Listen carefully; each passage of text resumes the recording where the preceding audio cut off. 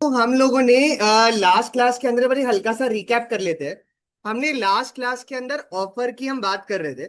और ऑफर में मैंने आपको क्या बताया था, ऑफर का मतलब क्या होता है। जो कॉन्ट्रैक्ट का जो स्टार्टिंग पॉइंट होता है उसको हम क्या बोलते हैं, ऑफर। जैसे अगर फॉर एग्जांपल ए जो है वो अगर बी को बोलता है कि मैं आपको अपनी कार कितने की बेचना चाह रहा हूँ, 80,000 की, तो वो उसको एक ऑफर दे रहा है। क्या दे रहा है, ऑफर दे रहा है। और जो पार्टी ऑफर रखती है उसे ऑफरर बोलते हैं। क्या बोलते हैं, और जिसको ऑफर दिया जाता है उसको ऑफरी बोलेंगे। क्या बोलेंगे उसको, ऑफरी। और उसके साथ मैंने आपको बताया था कि अगर ऑफर जो है वो एक्सेप्ट हो जाए, क्या हो जाए, एक्सेप्ट हो जाए, तो उसको हम प्रॉमिस बोलते हैं। क्या बोलते हैं हम उसको, प्रॉमिस बोलते हैं। तो जो पार्टी ऑफर रख रही है उसको प्रॉमिस सर भी बोलेंगे, और जो एक्सेप्ट कर रही है उसको प्रॉमिस ही बोलेंगे। क्या बोलेंगे उसको, प्रॉमिस ही। फिर हमने लास्ट क्लास में डिफरेंट डिफरेंट टाइप्स के ऑफर के बारे में पढ़ा था।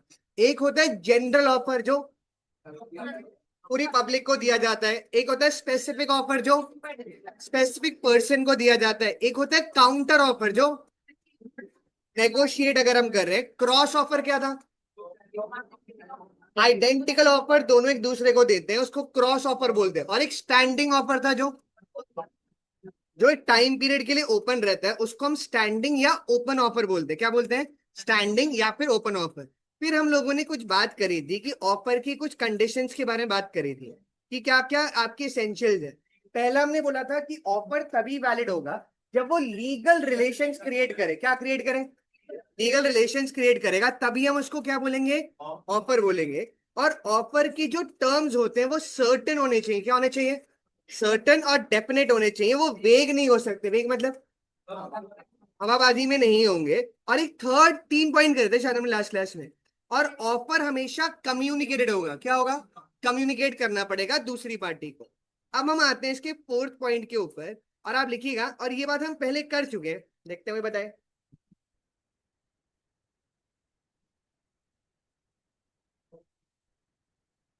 अच्छा, किसी की पहली क्लास है आज? हाँ, क्या नाम है बच्चा आपका? तनु, हम लोगों ने ना एक लॉ में अभी इंडियन कॉन्ट्रैक्ट एक्ट स्टार्ट करा है। जब दो पार्टीज बीच में एक अग्रीमेंट में एंटर हो जाती है तो उसको हम क्या बोलते हैं, कॉन्ट्रैक्ट बोलते हैं। और कॉन्ट्रैक्ट का जो सबसे पहला स्टेप होता है कि एक पार्टी दूसरे को ऑफर देती है। क्या देती है, ऑफर। और अगर वो ऑफर एक्सेप्ट हो जाए, क्या हो जाए, एक्सेप्ट हो जाए, तो वो आगे जाके कॉन्ट्रैक्ट बनाता है। क्या बनाता है, वो एक कॉन्ट्रैक्ट बनाता है। और कॉन्ट्रैक्ट रिटन भी हो सकता है और कॉन्ट्रैक्ट ओरल भी हो सकता है। ठीक है, अब मेरी बात एक ध्यान से सुनो, तनु से क्वेश्चन पूछते हैं। अगर मैं सपोज करते हैं कि मैं इधर ही ऐसे सबके सामने बैठा हूं और मैं बोलता हूं कि यार मैं सोच रहा हूं अपनी गाड़ी बेच दूं, क्या ये एक ऑफर है? क्या मैं, नहीं ये कोई ऑफर नहीं है। पर अगर मैं ये बोलूं कि मैं अपनी कार आपको बेचना चाहता हूँ 2 लाख रुपए की, तो तब एक ऑफर हो जाएगा। इसीलिए देखो ये क्या लिखा है, ऑफर इस तरीके से दिया जाता है कि आप दूसरी पार्टी की एसेंट चाहते हो। एसेंट मतलब अप्रूवल चाहते हो, एक्सेप्टेंस चाहते हो, उसी को हम ऑफर बोलते हैं। क्या बोलते हैं हम उसको, ऑफर। तो इसमें आप ये पॉइंट में लिखिएगा, ऑफर मस्ट बी मेड। ये वही हेडिंग ही दे रहे हैं पॉइंट की। Offer must be made with a view to obtain the assent of the other party.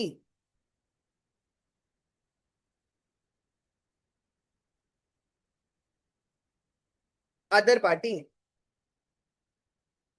Ascent of the other party मतलब क्या था, दूसरी पार्टी का अप्रूवल चाहिए हमें। क्या चाहिए, अप्रूवल। अच्छा, एक और चीज बताओ, क्या कंपनी ऑफर में टर्म्स एंड कंडीशंस रख सकती है? क्या वो ये बोल सकती है कि हम तो सारी पेमेंट ऑनलाइन लेंगे, कोई कैश पेमेंट नहीं लेंगे? तो ऑफर में चाहे तो टर्म्स एंड कंडीशंस भी रख सकते हैं। क्या रख सकते हैं? तो देखो इसमें क्या लिखा है, ऑफर में भी क्या लिखा है अगले पॉइंट में, कंडीशनल भी हो सकता है। क्या हो सकता है, कंडीशनल। चलो देखते हैं स्कूल में बीएसटी कौन अच्छे से पढ़कर आया है। किसके आएंगे बोर्ड्स में 100 में से 100 बीएसटी में? कोई है यहाँ पर? 95? कोई भी नहीं सोच रहा? 90? 90 आ जाएंगे? तो चलो देखते हैं। आप मुझे एक बात बताओ, देखो इधर क्या लिखा है। वो बोल रहा है ऑफर में ऐसा हो सकता है कि कोई पेमेंट मांगे, या तो आरटीजीएस से या फिर एनईएफटी। ये था स्कूल में, आरटीजीएस एनईएफटी क्या full form,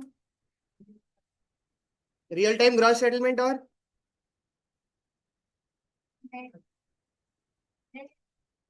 national national electronic fund transfer, ये ऑनलाइन पेमेंट्स वगैरह के लिए हम यूज करते हैं। तो क्या ऑफर में ऐसा लिखा जा सकता है कि पेमेंट सिर्फ आरटीजीएस से लेंगे? हाँ, कैसा लिखा जा सकता है, सिर्फ कैश पेमेंट होगी? तो ऑफर के अंदर टर्म्स एंड कंडीशंस भी हो सकती है, क्या हो सकती है? Terms and conditions. तो अगला पॉइंट लिखिएगा, ऑफर में बी कंडीशनल। ऑफर क्या हो सकता है? कंडीशनल। और ये एग्जाम्पल लिख दीजिएगा।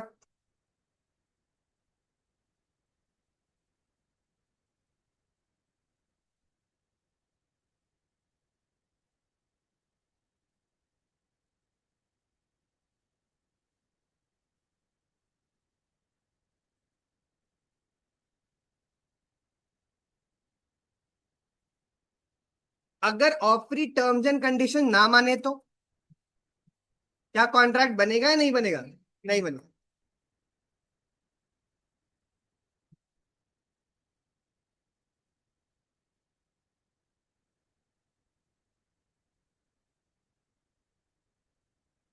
टेस्ट की डेट बता चुका हूं ना मैं, 25, 24 बताइए मैंने।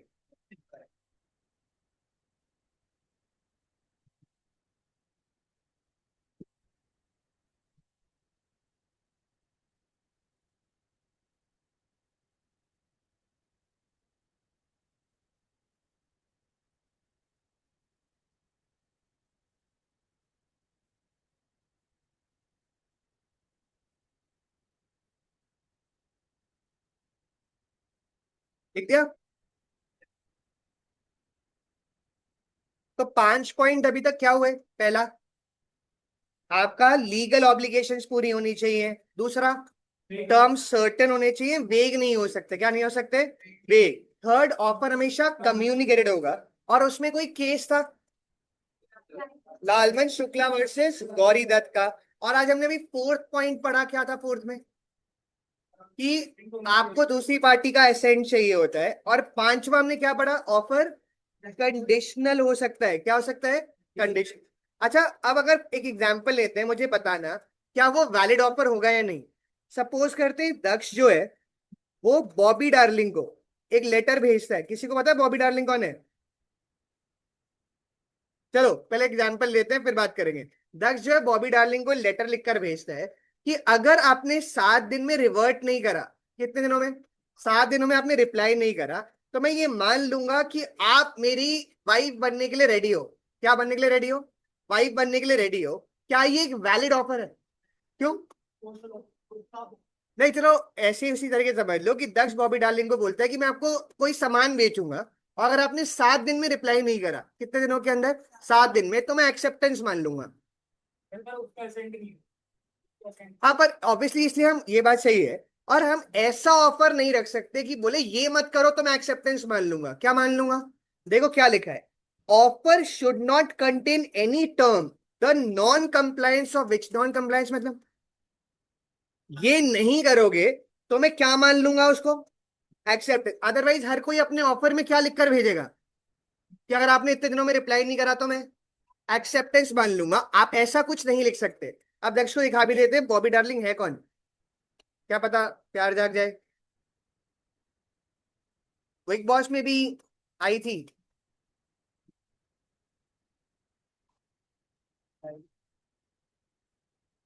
हाँ, हाँ जी।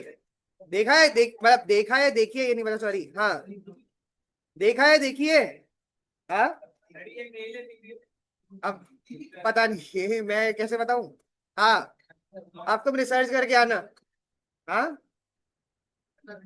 अच्छा। तो ये बॉबी डार्लिंग, अच्छा, तो उस केस में मेरी बात वापस से, क्या कॉन्ट्रैक्ट या ऑफर में ऐसे टर्म्स हो सकते हैं कि ये नहीं करा तो एक्सेप्टेंस हो जाएगी? नहीं, आप ऐसे टर्म्स नहीं रख सकते कि अगर आप ये चीज को फॉलो नहीं करेंगे तो हम क्या मान लेंगे उसको? एक्सेप्टेंस। तो इसमें आप लिखिएगा अगले पॉइंट में, द ऑफर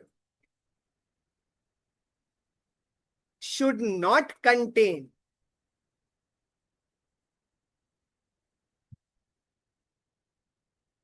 अ टर्म,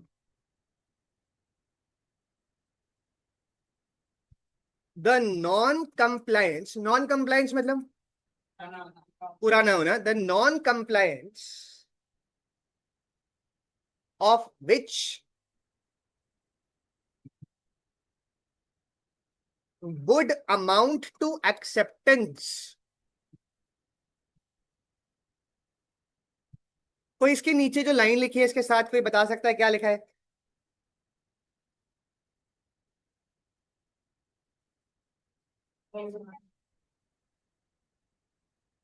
बिल्कुल। क्या कोई नहीं बोल सकता कि अगर आपने इस टाइम तक नहीं माना तो मैं इसको क्या मान लूंगा? एक्सेप्टेंस मान लूंगा। आप कॉन्ट्रैक्ट में या ऑफर में ऐसा कोई टर्म्स नहीं दे सकते। क्या नहीं दे सकते?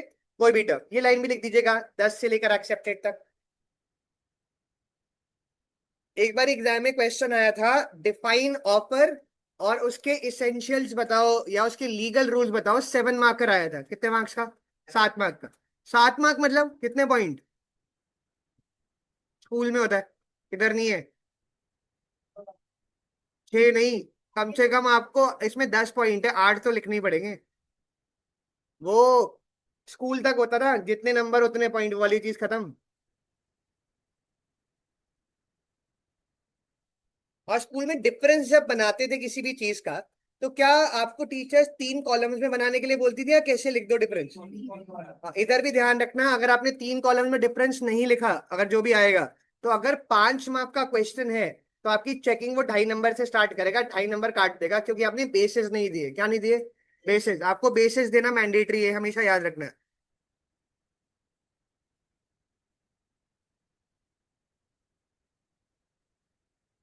कितने पॉइंट हो गए? छह।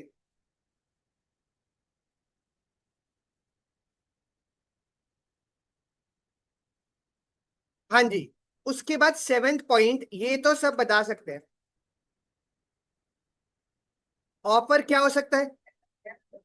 एक्सप्रेस। एक्सप्रेस का मतलब होता है रिटर्न या वर्ड्स में, और इम्प्लाइड का मतलब एक्शंस के थ्रू। किसके थ्रू? एक्शंस के थ्रू। तो तनु, मैंने पहले क्लासेस में बताया था, एक्सप्रेस का मतलब क्या होता है? रिटर्न या ओरली आप एंटर कर सकते हो। और इम्प्लाइड का मतलब होता है एक्शन से एंटर कर सकते हो। किससे? जैसे अगर फॉर एग्जाम्पल आप ट्रेन से उतरे रेलवे स्टेशन पे, और एक कुली भैया आ गए आपका सामान उठाने के लिए। उन्होंने आपका सामान उठाया, आपने उन्हें रोका नहीं, वो बाहर तक चले गए और उन्होंने अपने 50 रुपए मांगे। क्या आपको देने पड़ेंगे या नहीं देने पड़ेंगे? क्या लगता है? देने पड़ेंगे। क्यों? उनके एक्शन से आपको समझ में आ गया, और आपने मना नहीं करा, तो ये एक वैलिड एक्सेप्टेंस हो जाएगी। क्या हो जाएगी? हाँ। और ये इस केस में इम्प्लाइड ऑफर था। जैसे उन्होंने सामान उठाया, क्या मतलब है उनका? कि वो इसके पैसे लेना चाहते हैं आपसे। क्या लेना चाहते हैं? पैसे। और आपने मना नहीं करा तो क्या बन जाएगा? एक कॉन्ट्रैक्ट बन जाएगा। क्या बन जाएगा? कॉन्ट्रैक्ट। तो इसमें हम लिखिएगा ऑफर में भी एक्सप्रेस्ड और इम्प्लाइड। और ये एग्जाम्पल कोई बताए क्या? हमने क्लास में बात करी थी क्या एग्जाम्पल में? क्या अगर कोई, हाँ, अगर सपोज करो रेड लाइट पे गाड़ी रुकी और किसी बच्चे ने उसको साफ करना स्टार्ट कर दिया, और आपने उसको रोका नहीं। क्या नहीं करा? रोका नहीं। इसका क्या मतलब है कि आप उसको पेमेंट करने वाले या नहीं करने वाले? करने वाले हैं। ये इम्प्लाइड ऑफर हो जाएगा। क्या हो जाएगा? हाँ जी, ये एग्जाम्पल लिख दीजिएगा। एग्जाम में भी लिखने होंगे एग्जाम्पल्स या ऐसे ही लिखवा रहेंगे?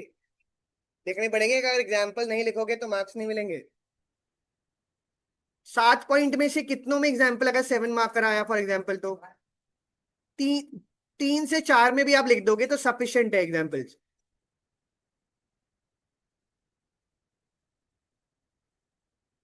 और अगर याद ही 5 पॉइंट हो तो फिर तो सब में लिख देना।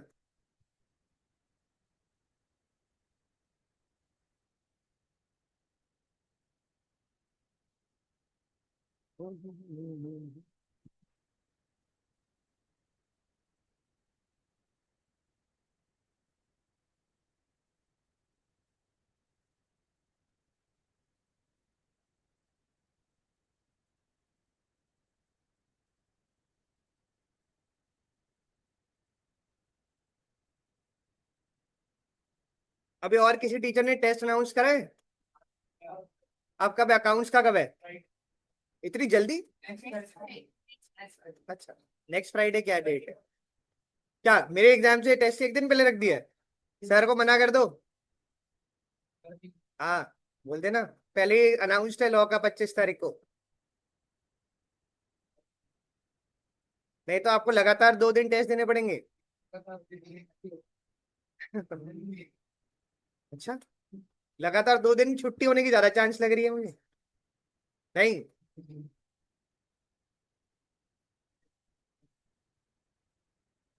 हाँ जी, कितने पॉइंट हो गए?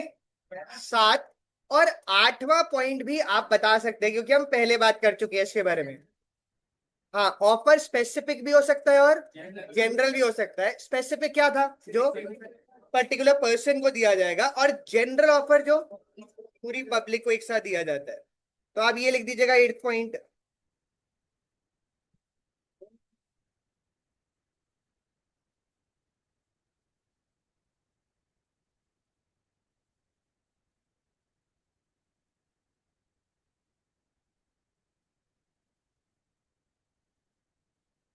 नहीं, बस स्पेसिफिक और जनरल तक।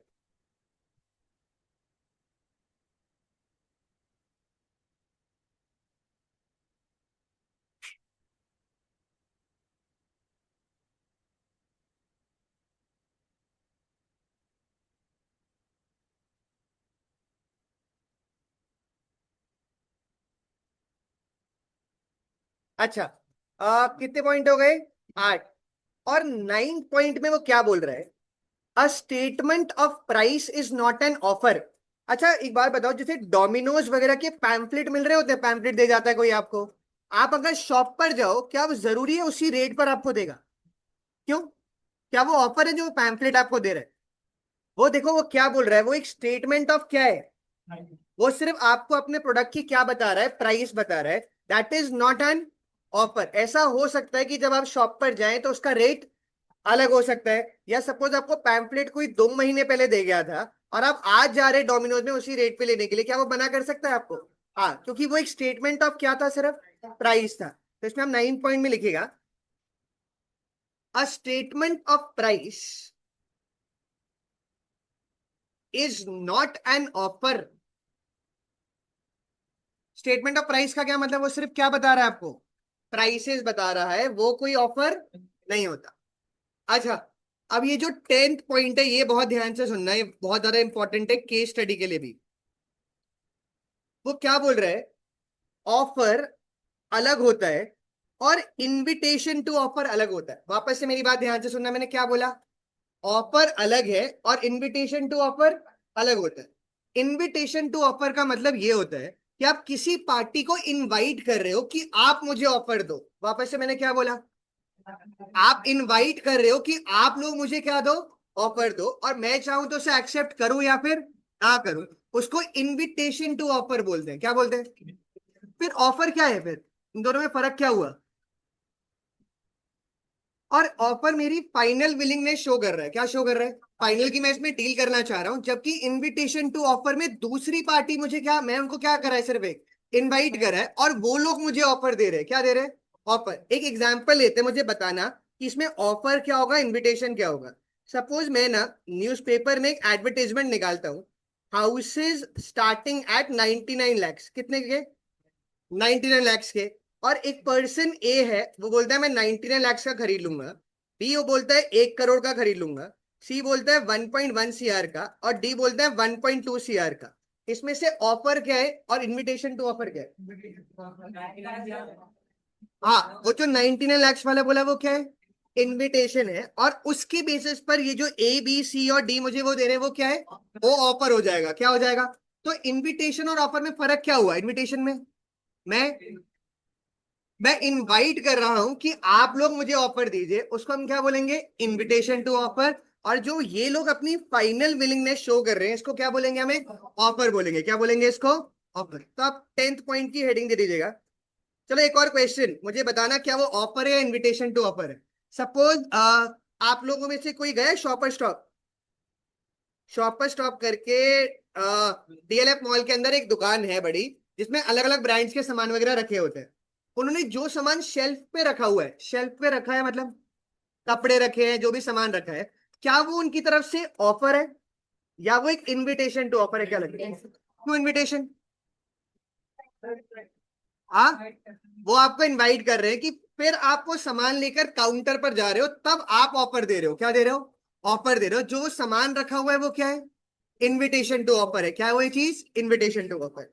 हाँ जी। और देखते हैं हम इसका मुझे मतलब क्या बताते हैं। द पर्सन से क्या लिखा है?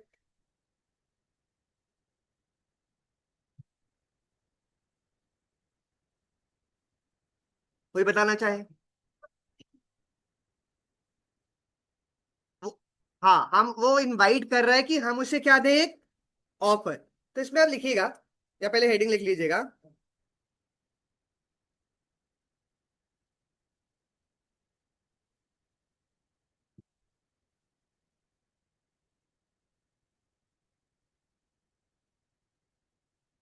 हाँ जी, इसमें आप लिखिएगा। अभी तक भी लिख रहे हैं? इतनी धीरे धीरे? 23 तक हमें सेक्शन 12 तक पहुंचना है, तभी टेस्ट हो पाएगा।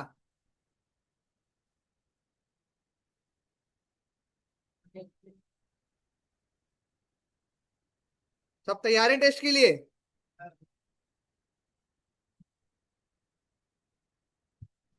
हाँ जी, तो इसमें आप लिखिएगा, in case, in case of an invitation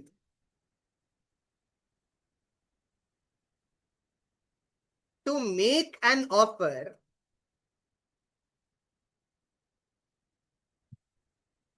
comma,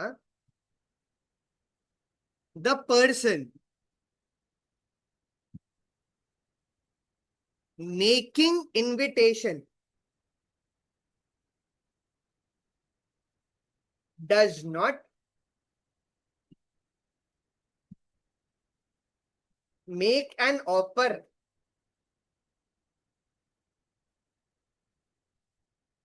rather invites the other party to make an offer। क्या मतलब हुआ? क्या वो खुद ऑफर दे रहा है या किसी और को इनवाइट कर रहा है? इनवाइट कर रहा है कि आप एक ऑफर रखिए, तो उसको हम इनविटेशन टू ऑफर बोलते हैं। क्या बोलते हैं? और कोई इस लाइन का मतलब बता, वैसे उसी को और आगे वो बता रहा है।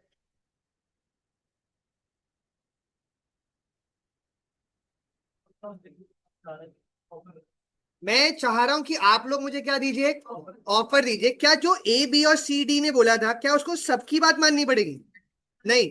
अब वो उसकी मर्जी है, वो किसका ऑफर एक्सेप्ट करे, और ऑब्वियसली जो सबसे ज्यादा रेट दे रहा होगा वो उसी को एक्सेप्ट कर लेगा। तो ये लाइन लिख दीजिएगा, हिज ऑब्जेक्टिव से लेके कंडीशन तक।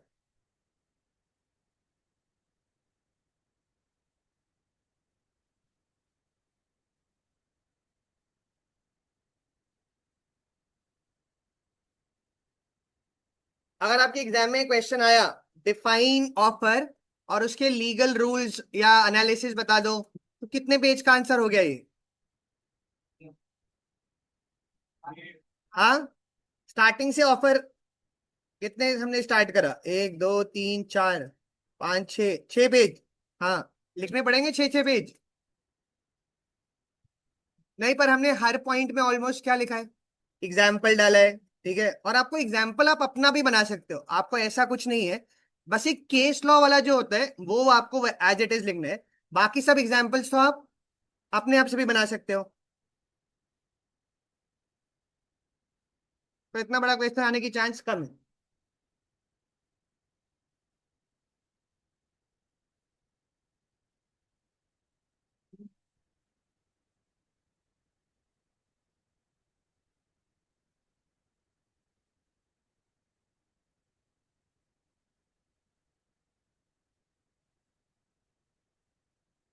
तो चलो देखते हैं कौन बालक इस एग्जाम्पल, इस केस का मतलब बता सकता है।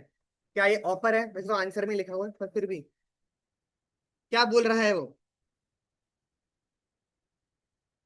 ओनर ऑफ द प्रॉपर्टी ने क्या बोला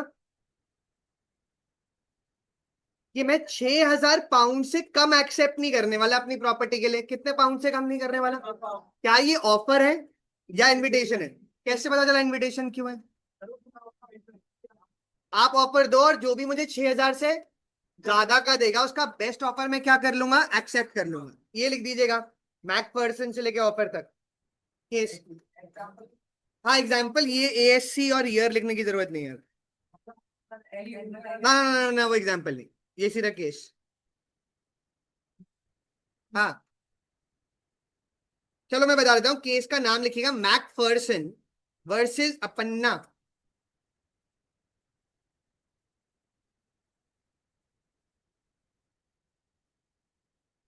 इसमें आप लिखिएगा the owner,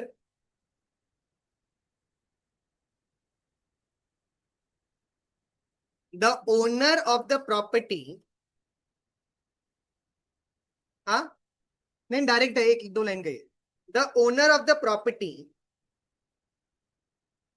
said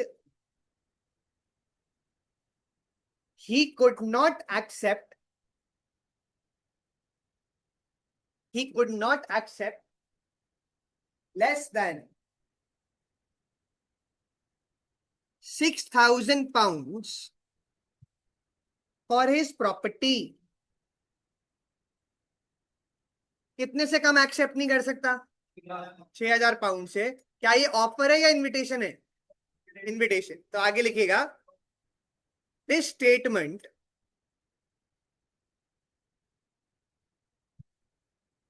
does not indicate any offer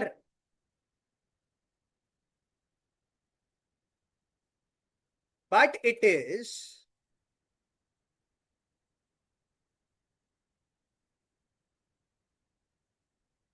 an invitation to offer, an invitation to offer। अच्छा, आपने सुना है कंपनी प्रोस्पेक्टस इशू करती है जब शेयर्स वगैरह लाती है मार्केट में? वो प्रोस्पेक्टस इशू करना क्या ऑफर है कंपनी की तरफ से या इनविटेशन है? वो इनविटेशन हो जाएगा। क्या हो जाएगा? और ये एग्जांपल लिख दीजिएगा यहां से यहां तक का। क्या लिखा है, कोई बताए? प्रोस्पेक्टस क्या होता है? इनविटेशन टू द पब्लिक है। क्या है? Invitation to the public. ये एग्जांपल में लिख दीजिएगा रेड हेरिंग से। ये आप इंटर में पढ़ेंगे, रेड हेरिंग प्रोस्पेक्टस क्या होता है। सुना है किसी ने? रेड हेरिंग प्रोस्पेक्टस क्या होगा, कोई आइडिया? लाल रंग का होगा? नहीं नहीं, कुछ और है, इंटर में बात करेंगे इस पर। कितने पॉइंट आ गए ऑफर में? 10। पहला क्या था?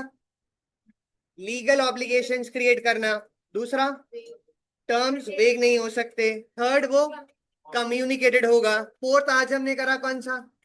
आपको दूसरे का असेंट चाहिए होता है। पांचवा, क्या ऑफर में कंडीशंस हो सकती है? हाँ। छठा, क्या ऐसा कोई पॉइंट हो सकता है ये नहीं करा तो एक्सेप्टेंस मान लेंगे? नहीं। सातवां, एक्सप्रेस्ड हो सकता है, इंप्लाइड हो सकता है। आठवां, स्पेसिफिक हो सकता है, जनरल हो सकता है। नाइन्थ, क्या स्टेटमेंट ऑफ प्राइस एक ऑफर है? नहीं। और टेंथ, ऑफर और इनविटेशन टू ऑफर सेम चीजें, डिफरेंट चीजें? डिफरेंट चीजें। और सेक्शन 2A किसका है? ऑफर का। 2G वॉइड एग्रीमेंट का। 2H कॉन्ट्रैक्ट का है। और 2I वॉइड टेबल का। 2J हाँ आपका वॉइड कॉन्ट्रैक्ट है। और 2B भी बताया था मैंने वैसे। हाँ, प्रॉमिस और एक्सेप्टेंस का सेक्शन 2B है। कौन सा? 2B। ये लिख दिया सबने? हाँ। तो अभी हमने किसके बारे में बात करी? एसेंशियल्स की।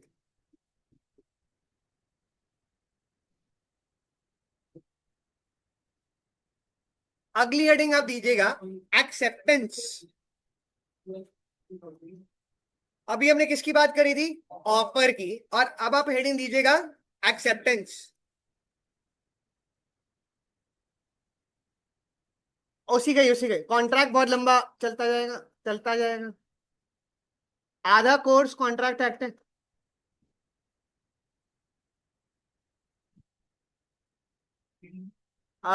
चेंज मतलब आपका जो नया वाला सिलेबस उसके हिसाब से उसमें भी बहुत सारी आपकी जो बुक है वो आधी बुक ऑलमोस्ट यही है। हाँ जी। आप अगला हेडिंग दीजिएगा क्या? एक्सेप्टेंस। और चलो देखते हैं कोई बता पाए, हम पहले भी बात कर चुके हैं। क्या लिखा है? जिसको हमने प्रपोजल दिया, अगर वो अपना एसेंट दे देता है तो हम बोलेंगे proposal is said to be accepted. क्या मतलब? प्रपोजल क्या हो गया? एक्सेप्ट हो गया। और जब प्रपोजल एक्सेप्ट हो जाता है तो वो एक प्रॉमिस बनाता है। क्या बनाता है? प्रॉमिस। आज मैंने स्टार्टिंग में भी ये चीज आपको बताई थी। देखो क्या लिखा है, when the person to whom proposal is made signifies his assent, मतलब उसने अपना अप्रूवल दे दिया, तो हम बोलेंगे जब वो एक्सेप्ट कर लेगा कि वो क्या बन जाएगा, एक प्रॉमिस बन जाएगा। और जो पार्टी ऑफर रखती है उसको क्या बोलते हैं? ऑफरर या प्रोमिसर। और दूसरी पार्टी जो एक्सेप्ट कर लेती है, ऑफरी या फिर प्रोमिसी। तो इसमें आप लिखिएगा एज पर सेक्शन 2B, और ये लिख दीजिएगा वेन से लेके प्रॉमिस तक।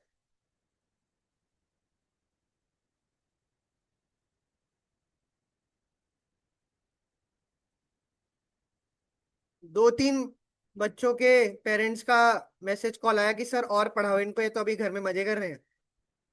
हाँ, कह रहा और पढ़ाओ इनको, सुबह बुला लो शाम को छोड़ो। किसके पेरेंट्स हो सकते हैं, किसको लग रहा है वो? हाँ, कब शांत? नहीं नहीं, चौरे के नहीं थे।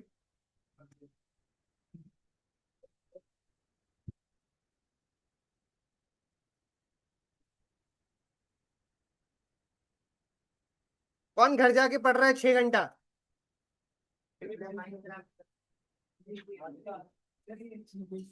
5 6 घंटे पढ़ रहा है ये?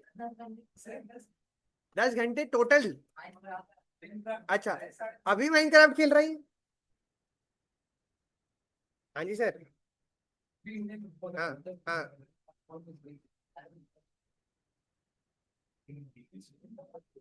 हाँ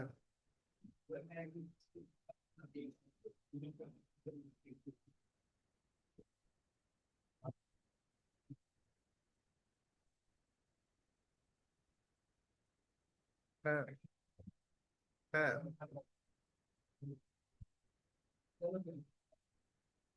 कर लो। हाँ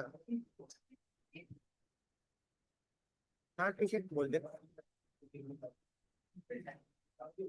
हाँ कट रखता है, ठीक है। हाँ ठीक है।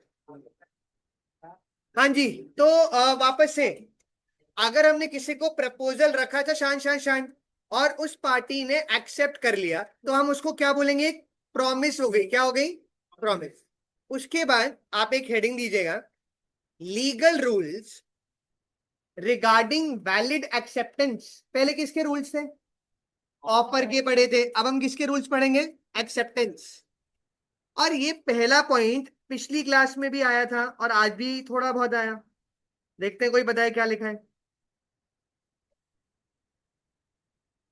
कौन से ऑफर को? स्पेसिफिक ऑफर को। वो बोल रहा है acceptance can be given only by the person to whom, जिसको ऑफर दिया सिर्फ वही एक्सेप्ट कर सकता है। ये हम कौन से ऑफर की बात कर रहे हैं? जनरल ऑफर में क्या था? कोई भी एक्सेप्ट कर सकता है, जबकि स्पेसिफिक ऑफर में पर्टिकुलर पर्सन। तो इसमें आप लिखिएगा फर्स्ट पॉइंट में, एक्सेप्टेंस कैन बी गिवन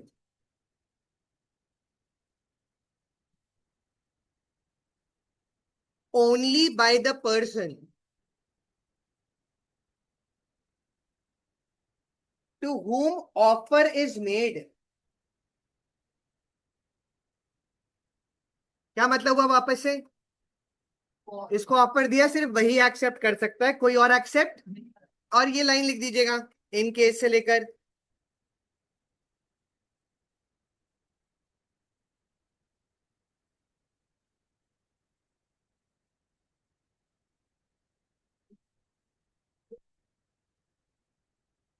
कई पेरेंट्स तो बोलते हैं हमारे बच्चों को मार पीट लो, कोई दिक्कत नहीं है, बस सीए बना दो या सीएस में बना दो। किसके हैं ऐसे कि मारो पीटो कोई दिक्कत नहीं हमें? हाँ, कोई दिक्कत नहीं है। सही है। हमारे एक सर थे, वो बढ़िया मारते थे बच्चों को। मैथ्स के सर थे। स्कूल में, मतलब स्कूल के नहीं, ट्यूशन के। सबसे अच्छी बात थी, लड़के लड़की में भेदभाव नहीं करते थे, बराबर मारते थे। ठीक है। और बराबर स्पीड से, बराबर तेजी से।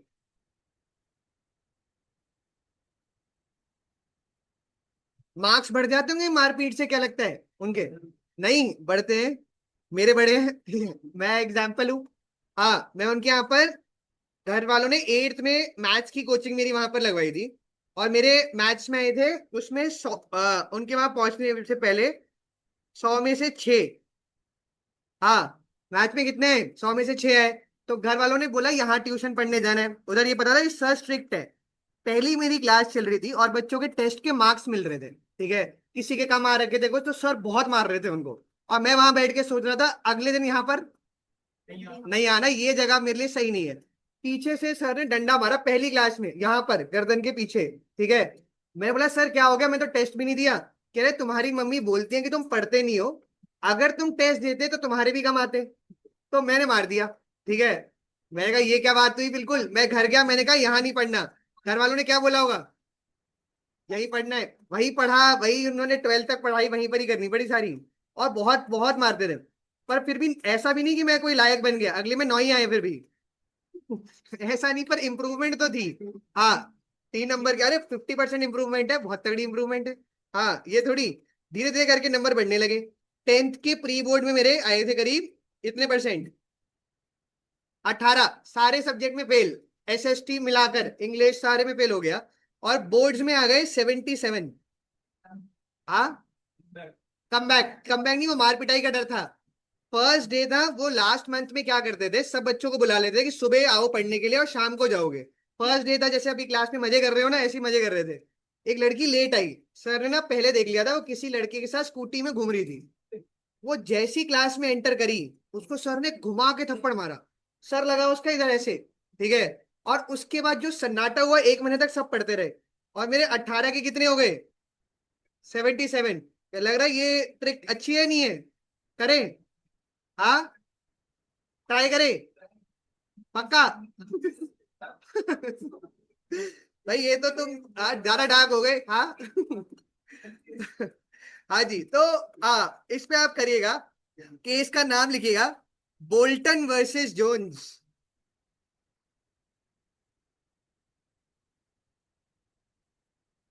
Bolton versus Jones. और वेरी वेरी इंपॉर्टेंट लिखना है, एग्जाम में आया हुआ क्वेश्चन है।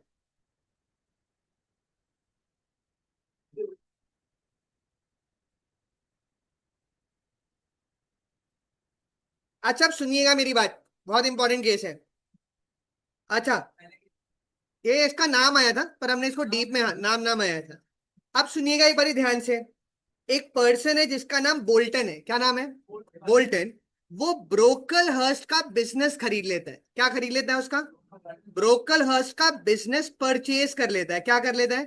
परचेज कर लेता है। हाँ जी, देखो इधर ध्यान से। Bolton bought a business from Brocklehurst, और एक और पर्सन है जिसका नाम क्या है? Jones, who was Brocklehurst creditor. किसका क्रेडिटर था? ब्रोकल हर्स्ट का। Placed an order with Brocklehurst for supply of goods. मतलब एक पर्सन का नाम क्या है? जोन्स है। और उसने ऑर्डर किसके साथ प्लेस करा? ब्रोकल हर्स्ट के साथ, कि आप सामान सप्लाई कर दो। क्या सप्लाई कर दो? सामान सप्लाई। देखो इधर क्या लिखा है, Bolton supplied the goods even though the order was not in his name. क्या मतलब? जोन्स ने ऑर्डर किसको दिया था? ब्रोकल हर्स्ट को दिया था। बट सामान सप्लाई कौन कर रहा है? बोल्टन कर रहा है। क्या ये वैलिड एक्सेप्टेंस है या नहीं? नहीं है, क्यों?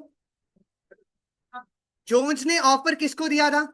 ब्रोकल हर्स्ट को। तो एक्सेप्ट भी किसको करना चाहिए था? ब्रोकल हर्स्ट को। इसको बोल्टन एक्सेप्ट नहीं कर सकता। कौन एक्सेप्ट नहीं कर सकता? और देखो क्या लिखा है, as the offer was not made to Bolton there was no contract between. तो बोल्टन और जोन्स के बीच में कोई कॉन्ट्रैक्ट नहीं बनेगा। पर एक क्वेश्चन आपने नहीं पूछा, जब उसने बिजनेस खरीद लिया तो वही उसका ओनर बन गया। पर कंपनी होता तो तब क्या होता? ये हम मान रहे सोल प्रोप्राइटर है, क्या है? अगर ये कंपनी होती तो हम कंपनी खरीदते तो तब क्या होता? तब तो कंपनी के नाम पर होता, तब हो सकता था। यहां पर कौन है? प्रोप्राइटर्स है, इसलिए उनके नाम पर ऐसे नहीं कर सकते आप। तो इसमें आप लिखिएगा, fact of the case. School में 11th में पढ़ा था सबने कंपनी। क्या कंपनी सेपरेट लीगल एंटिटी होती है? हाँ। और वो अपने नाम पर कॉन्ट्रैक्ट भी कर सकती है, केस भी हो सकता है। जबकि प्रोप्राइटरशिप में ऐसा नहीं होता। तो इसमें आप लिखिएगा, फैक्ट ऑफ द केस में पहला point, Bolton bought a business from Brocklehurst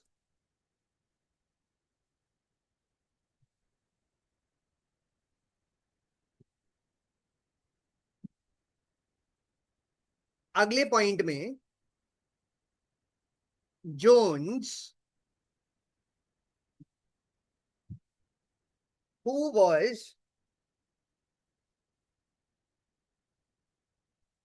Brocklehurst creditor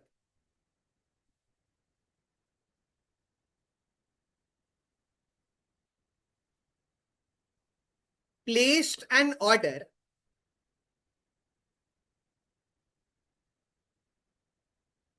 with Brocklehurst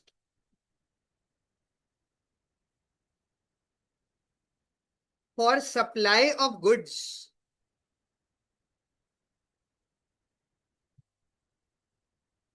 क्या हुआ अभी तक? सप्लाई किसने कर दिया? अगले पॉइंट में लिखिएगा, Bolton supplied the goods even though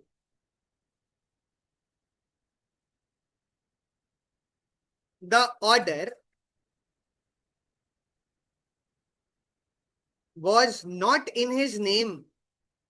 किसने सामान सप्लाई कर दिया? बोल्टन ने, जबकि ऑर्डर उसके नाम पर नहीं था. एंड जोन्स रिफ्यूज टू पे. जोन्स ने क्या बोला? मैं तो पेमेंट नहीं कर रहा.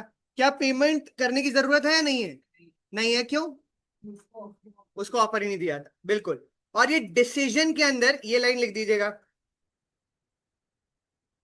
क्या लिखा है वापस से डिसीजन में? कि as the offer was not made to Bolton, there was no contract between Bolton and Jones. Decision करके लाइन लिख दीजिएगा.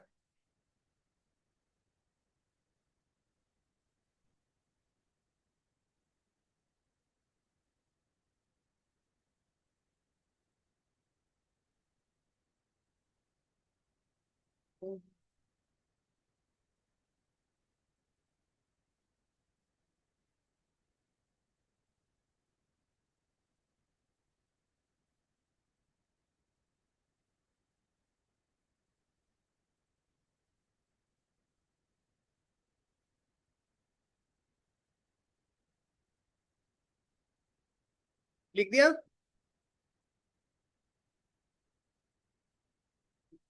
हाँ. तो केस का क्या नाम था? Bolton versus Jones.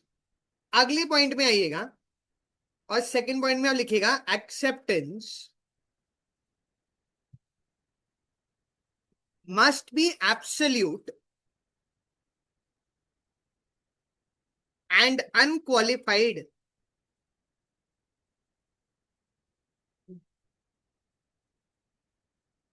Acceptance must be absolute and unqualified. अच्छा, क्या ऑफर में टर्म्स कंडीशंस हो सकती हैं? हाँ. एक्सेप्टेंस में हो सकती है. तो अगर एक्सेप्टेंस में टर्म्स कंडीशन हुई तो वो एक काउंटर ऑफर बन जाएगा. तो क्या एक्सेप्टेंस में टर्म्स कंडीशन हो सकती है, मतलब नहीं हो सकती? क्या बताया था मैंने? काउंटर ऑफर क्या होता है? जब मॉडिफाई करते हो. तो इसीलिए ऑफर में तो टर्म्स कंडीशंस हो सकती हैं, बट एक्सेप्टेंस में कभी टर्म्स एंड कंडीशंस नहीं हो सकती. और वो क्या बोल रहा है? एक्सेप्टेंस क्या होनी चाहिए? एब्सोल्यूट, मतलब पूरी तरीके से आपको मानना पड़ेगा. और आप उसमें कुछ क्वालिफाई नहीं कर सकते, कुछ मॉडिफिकेशन नहीं कर सकते. क्या नहीं कर सकते? अगर मैं आपको ये बोलूं कि मैं अपनी कार आपको 8 लाख की बेचना चाहता हूं. कितने की? 8 लाख की. आपने बोला ठीक है मैं खरीद लूंगा, पर पहले मेरी बाइक खरीदो 2 लाख की. क्या ये एक्सेप्टेंस वैलिड है? नहीं. क्यों? उसने कंडीशन डाल दी. क्या डाल दी उसने? एक कंडीशन डाल दी. तो इसमें आप लिखिएगा, as per section 7,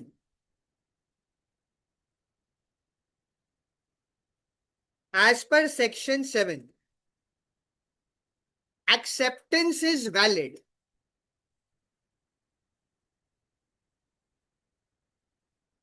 only when it is absolute. absolute मतलब पूरी तरीके से. and unqualified and given in some reasonable manner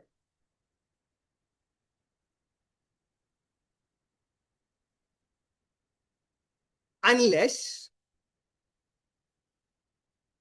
the proposal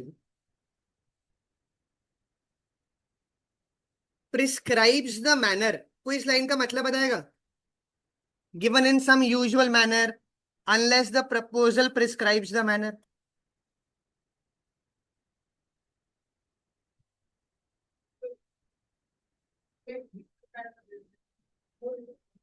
हाँ, मतलब अगर फॉर एग्जाम्पल एक 500 करोड़ की डील है, क्या आप उसको ओरली एक्सेप्ट कर लोगे? नहीं, रीजनेबल मैनर मतलब उसको रिटर्न में देना पड़ेगा। पर अगर उसने ऑफर में ही मेंशन करा कि रिटर्न में ही चाहिए, तो चाहे सपोज करो डील 500 रुपए की भी हो, पर ऑफरर बोलता है मैं एक्सेप्टेंस कब मानूंगा जब आप किस में दोगे, तो आपको रिटर्न में देना होगा। पर अगर वो नहीं बताता तो हमें रीजनेबल तरीके से देना होगा, ओरली भी दे सकते हैं और रिटर्न में। और अगर डील की वैल्यू बहुत ज्यादा है तो रिटर्न में ही दो, कम की वैल्यू है तो क्या व्हाट्सएप में भी एक्सेप्टेंस हो जाती होगी? क्या वो एविडेंस है व्हाट्सएप आपका या नहीं? हाँ, वो भी आज की डेट में क्या हो चुका है, एविडेंस बन चुका है। तो आप किसी से भी कोई चैट कर रहे हैं, क्या वो एविडेंस है? हाँ, हाँ बिल्कुल है। हाँ जी। और कोई इस एग्जाम्पल का मतलब बताए, देखते हैं। हाँ, कह रहे यही बता है, ये लिख दीजिएगा फिर। क्या वो बोल रहे हैं कि मेरी गाड़ी कितने की खरीद लो?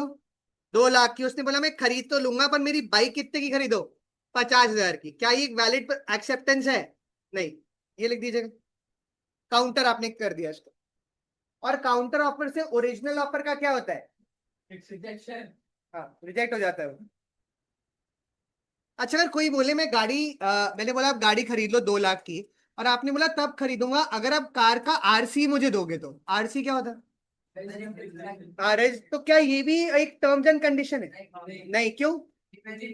ये तो मैंडेटरी है, क्या है ये तो? हाँ, ये तो मैंडेटरी है।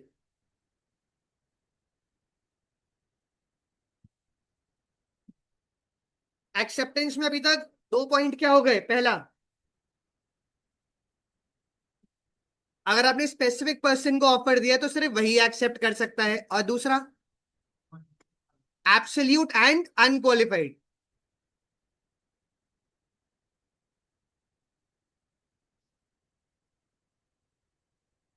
अभी अकाउंट्स में कौन सा चल रहा है चैप्टर? अच्छा, अभी तक खत्म नहीं हुआ? डेप्रिसिएशन में क्या ही है, कुछ भी नहीं। वेरी इजी, बहुत कुछ है। अकाउंट्स तो इजी सब्जेक्ट होता है। Debit word comes in, credit word goes out.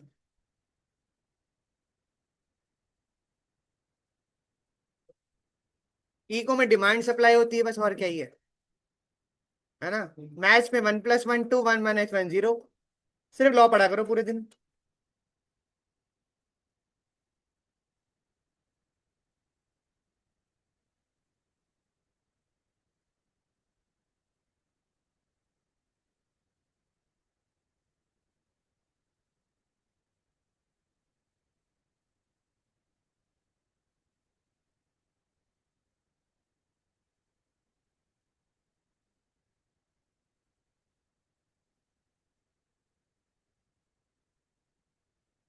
कितने पॉइंट हो गए?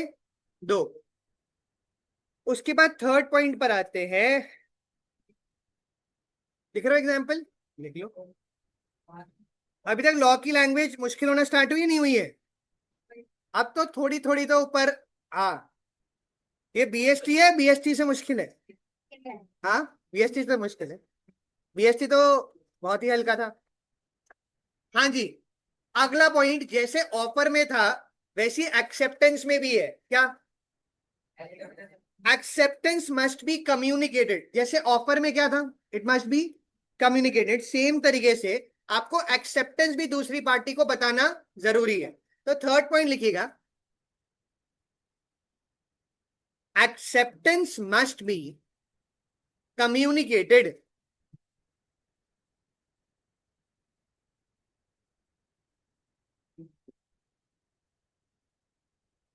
अच्छा, मेरी बात सुनना। इस केस में क्या हुआ?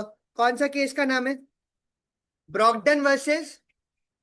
अब इस केस में क्या हुआ, सपोज कर रहे हैं एक्स ने एक कंपनी के मैनेजर को एक कॉन्ट्रैक्ट या एक ऑफर दिया। क्या दिया? एक ऑफर दिया उसने कि हम सामान बेचना चाहते हैं, कुछ ऐसा करना चाहते हैं। उसका क्या दिया? ऑफर। उस कंपनी के मैनेजर को ऑफर सही लगा। क्या लगा? ऑफर सही लगा। उसने उस डॉक्यूमेंट पर अप्रूव्ड लिख दिया, अप्रूव्ड मतलब कर लिया, और उसके बाद उसने अपने ड्रॉर में रख दिया। किसमें रख दिया? ड्रॉर में, कि मैं कुछ दिनों के बाद लॉयर को देकर फॉर्मल अग्रीमेंट बना लूंगा। इसका क्या मतलब? फॉर्मल अग्रीमेंट बना लूंगा, रिटर्न विटर्न बनाकर एक प्रॉपर कॉन्ट्रैक्ट बना लेंगे। सपोज करते हैं वो ड्रॉर में रखकर भूल गया कि मैंने कोई इसका कोई कॉन्ट्रैक्ट बनाना था, कुछ बनाना था। अब कुछ दिनों के बाद वो डेट आ गई जब सामान पहुंचाना था, और एक्स ने नहीं पहुंचाया क्योंकि एक्स को पता ही नहीं था। क्या मैनेजर केस कर सकता है एक्स के ऊपर या नहीं कर सकता? नहीं। क्यों? उसने कम्युनिकेट नहीं करा, उसने एक्सेप्टेंस के बारे में उसको इन्फॉर्म। पर अगर उसने एक्सेप्टेंस के बाद इन्फॉर्म कर दिया होता, फिर सामान नहीं देता, तो तब वो केस कर सकता था। पर इस केस में अपने ड्रॉर में रखकर वो भूल गया, तो इसके बारे में एक्स को कुछ पता नहीं है, तो ये कोई एक्सेप्टेंस नहीं है। क्या नहीं है? कोई एक्सेप्टेंस। तो इसमें आप लिखिएगा, to conclude a contract between the parties,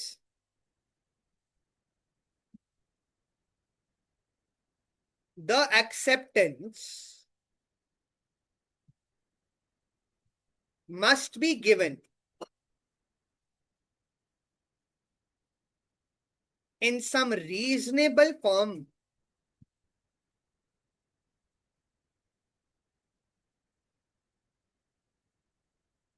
और केस का नाम लिखेगा। क्या नाम है? Brogden versus Metropolitan Railway. अब तो बहुत सारे केस आ गए। पहला कौन सा आया था? बैल्फोर वर्सेस बैल्फोर, और Carlill versus carbolic smoke ball company, और लालमन शुक्ला वर्सेस गौरी दत्त, और हाँ, बोल्टन वर्सेस जोन्स की बात करी, और ये पांचवा ब्रॉकटन वर्सेस मेट्रोपॉलिटन रेलवे कंपनी। वही वापस से देखें क्या लिखा है। एक सप्लायर ने एक अग्रीमेंट भेजा कंपनी के मैनेजर को। मैनेजर ने क्या वर्ड लिख दिए? अप्रूव। और कहां डाल दिया आपने? ड्रॉर में कर दिया कि बाद में एक अग्रीमेंट बनवा लूंगा। क्या बनवा लूंगा? By an oversight the agreement remained in the drawer. क्या मतलब? ड्रॉर में रह गया। क्या ये वैलिड एक्सेप्टेंस है या नहीं? नहीं, ये वैलिड एक्सेप्टेंस नहीं होगी, क्योंकि इसको कम्युनिकेट नहीं करा गया। क्या नहीं करा गया? कम्युनिकेट। तो इसमें आप लिखिएगा फैक्ट में, पहला point,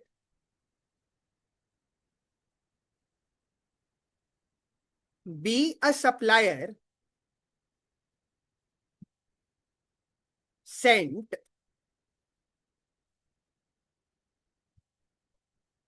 a draft agreement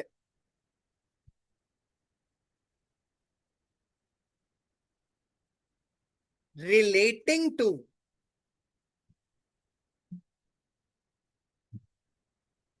supply of coal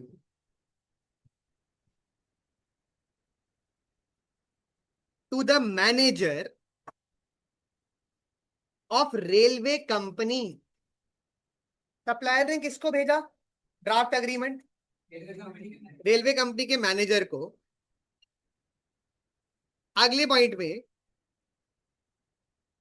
the manager wrote the words approved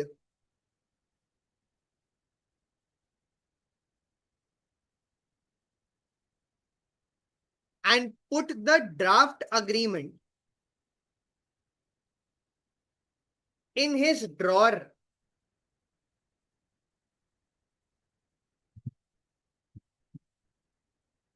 कहां रख दिया वो अग्रीमेंट? ड्रॉर में। अगले पॉइंट में, बाय एन ओवरसाइट, ओवरसाइट मतलब भूल गया, the draft agreement remained in the drawer. कहां रह गया अग्रीमेंट? उसके ड्रॉर के अंदर।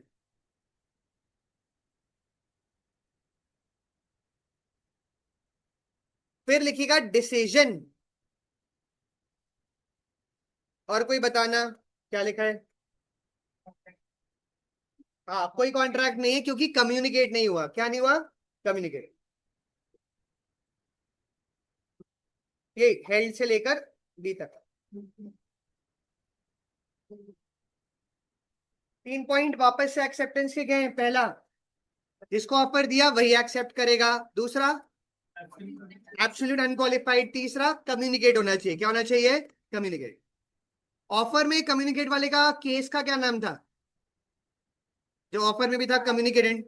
लालमन शुक्ला वर्सेस गौरी दत्त। ये रियल नाम होते हैं, बनाए हैं मैंने नाम? रियल है, ऐसा नहीं। कोई बच्चा एक बार पूछ रहा था कि आपने नाम बनाए हैं क्या? वो तो रियल है।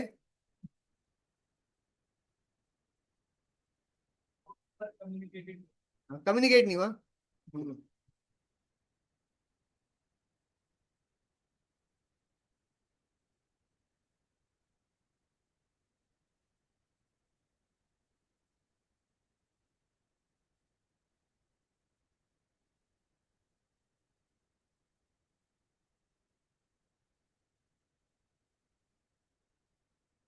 हाँ जी। चौथा पॉइंट, और आज इसके बारे में हमने थोड़ी सी बात कर ली है। देखते हैं आप क्या बताते हैं। एक्सेप्टेंस कैसे देनी चाहिए? प्रिस्क्राइब मोड में। किसमें?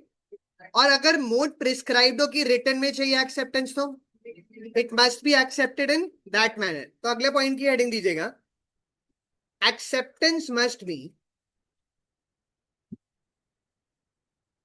इन the prescribed mode.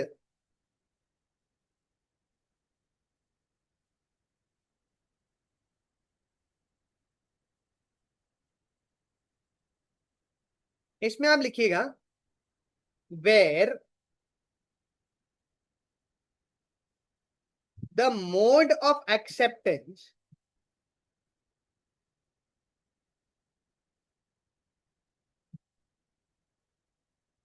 is prescribed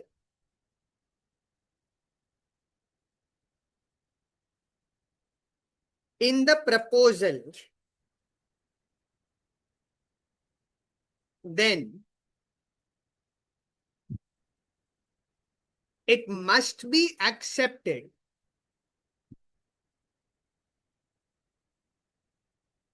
in that manner। तो अगर वो प्रिस्क्राइब ना करे तो आपको रीजनेबल मैनर में। क्या वो बाद में मुकर सकता है? नहीं, अब तो आपको रिटर्न में ही देना पड़ेगा। नहीं, अगर फॉर एग्जाम्पल उसने मोड प्रिस्क्राइब नहीं करा और आपने रीजनेबल मैनर में दे दिया और वो मुकर जाए कि अब तो रिटर्न में ही चाहिए मुझे, नहीं, अब वो मुकर नहीं सकता। एक बार ही अगर आपने रीजनेबल मैनर में दे दिया तो एक्सेप्टेंस मानी जाएगी उसकी। कितने पॉइंट हो गए? चार। पांचवे पर आइएगा। ये तो आप बता सकते हैं, एक्सेप्टेंस आपको किस में करनी है?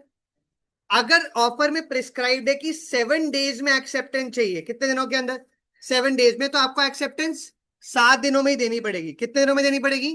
तो अगर टाइम मेंशन ना हो तो आप रीजनेबल टाइम में एक्सेप्ट कर सकते हो। किस में एक्सेप्ट कर सकते हो? Reasonable time. और रीजनेबल टाइम किस पर डिपेंड करता होगा?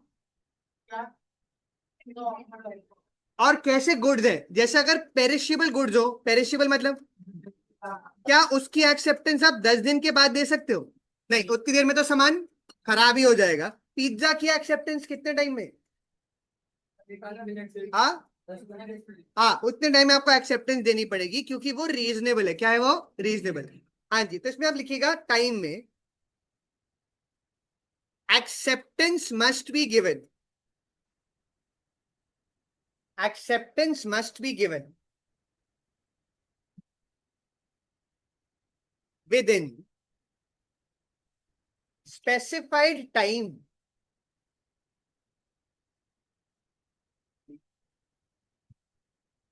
and if no time is mentioned, then तब क्या होगा?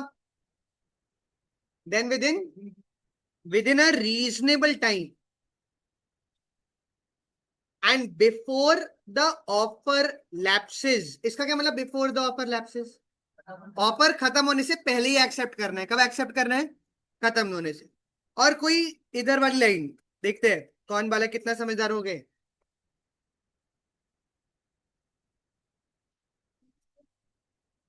हाँ, वो कंडीशंस पर या फैक्ट पे डिपेंड करता है। किस पे डिपेंड करता है? कंडीशन या फैक्ट्स पे। ये लिख दीजिएगा अगले पॉइंट में व्हाट से लेकर। क्या 2 अटेम्प्ट पहले क्वेश्चन आया था, define acceptance and it's legal rules, 7 marker. CS में तो लॉ के अलावा सारे पेपर सब्जेक्टिव है, पर ये जो कॉन्ट्रैक्ट एक्ट है ये आपके एग्जीक्यूटिव में आएगा, 15 नंबर का एक पेपर आपका है, JIGL करके उसमें।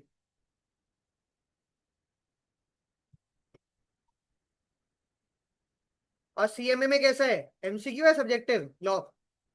सीएमए में तो सारे पेपर क्या होते हैं, सब्जेक्टिव होते हैं फाउंडेशन में।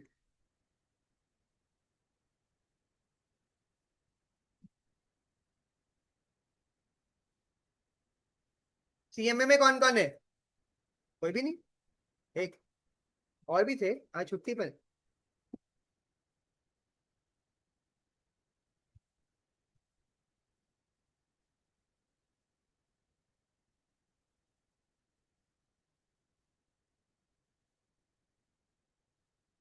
कितने पॉइंट हो गए, चलो छठा पॉइंट पर आइएगा। क्या लिखा है, मेरे, मेरे ये मियर है, मियर, मियर का मतलब सिर्फ। वो बोल रहा है मियर साइलेंस इज नॉट एक्सेप्टेंस। क्या मतलब, क्या चुप रहना एक्सेप्टेंस है? अरे आपने किसी को ऑफर दिया और वो चुप रहा, क्या वो एक्सेप्टेंस है या नहीं? अच्छा, पर अगर उसने पहले से बोल दिया कि चाहे मैं चुप रहूं तो भी एक्सेप्टेंस मान लेना, तो आप मान सकते हैं। मतलब उसने शुरू में ही बोला था कि अगर मैं चुप भी रहूंगा तो वो एक्सेप्टेंस है, क्या है? और आपने ऑफर रख दिया और वो चुप रहा, तो देखो क्या लिखा है, the acceptance of offer can not be implied from silence or is failure to answer unless the offeree has by previous conduct shown that silence is।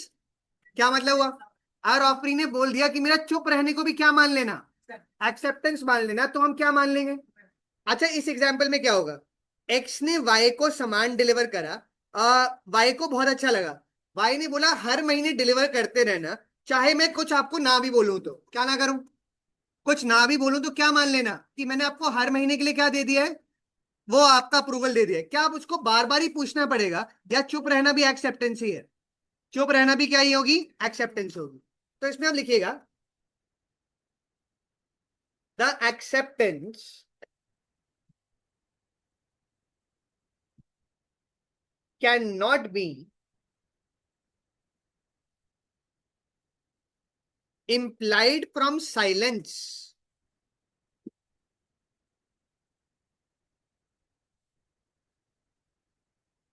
unless the offeree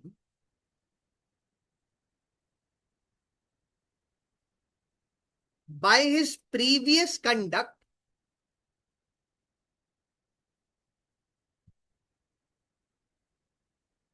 indicated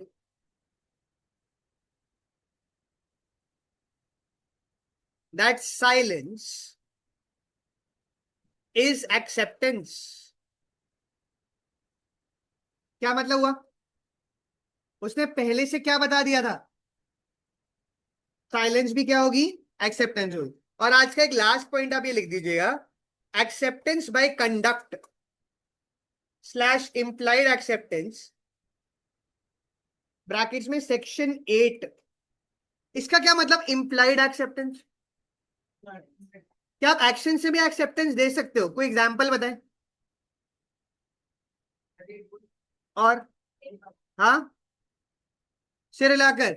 अच्छा, ऐसी ऑक्शन पता है आपको क्या होती है, उसमें जब वो हैमर स्ट्राइक करता है 3 बारी, क्या वो बोल रहा है या उसके एक्शन से ही समझ में आ रहा है कि एक्सेप्टेंस हो गई है? क्या समझ में आ रहा है, उसके एक्शन से ही। उसको इंप्लाइड एक्सेप्टेंस बोलते हैं, क्या बोलते हैं, implied acceptance.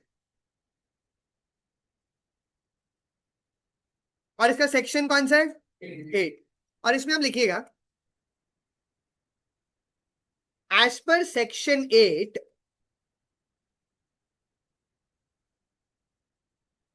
acceptance can be given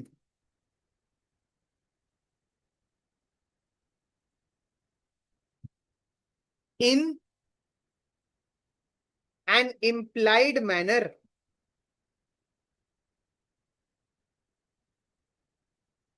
and it is not necessary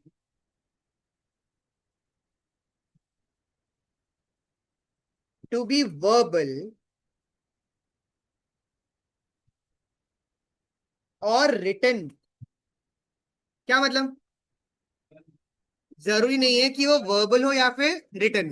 तो वापस से एक्सेप्टेंस को कौन से सेक्शन में बताया? एक्सेप्टेंस टू बी किस में डिफाइन था? टू बी में। और उन्होंने क्या बोला? ऑफर जब क्या हो जाएगा? एक्सेप्ट हो जाएगा तो वो एक प्रॉमिस बना देता है। क्या बना देता है? प्रॉमिस। और उसके अंदर 7 पॉइंट है। कितने पॉइंट है? 7। पहला क्या था? जो स्पेसिफिक ऑफर है सिर्फ वही एक्सेप्ट कर सकता है, जिसको ऑफर दिया कोई और नहीं कर पाएगा। दूसरा, एब्सोल्यूट और अनक्वालिफाइड, यानी कोई टर्म्स एंड कंडीशंस नहीं हो सकती। तीसरा, कम्युनिकेट करना जरूरी है। चौथा, प्रिस्क्राइब मैनर में देना जरूरी है। पांचवा, टाइम में करेंगे। छठा, चुप रहना साइलेंट एक्सेप्टेंस है, पर कब हो जाएगा? पहले से ही बोल देगा कि चुप रहना को भी क्या मान लेंगे? एक्सेप्ट। और सातवां, इम्प्लाइड एक्सेप्टेंस। और इम्प्लाइड एक्सेप्टेंस का सेक्शन क्या है? 8। और अनक्वालिफाइड वाले का 7 था। कभी तक 6 आया? अभी तक 5, 4, 9 है। 9 कहां पर था? एक्सप्रेस और इम्प्लाइड वाले के अंदर था। हाँ जी, अभी मैं एक जगह पे लिखवा भी दूंगा आपको ये सारे। तो यहां तक कर लीजिएगा। आज तो आधा पेज ही लिखा है ना? 5 पेज लिख दिए? आधा ही तो लिखा है ना? चलो, यहां तक कर लीजिएगा। अब मैथ्स की क्लास है। Have a very very very good day. यही होगी।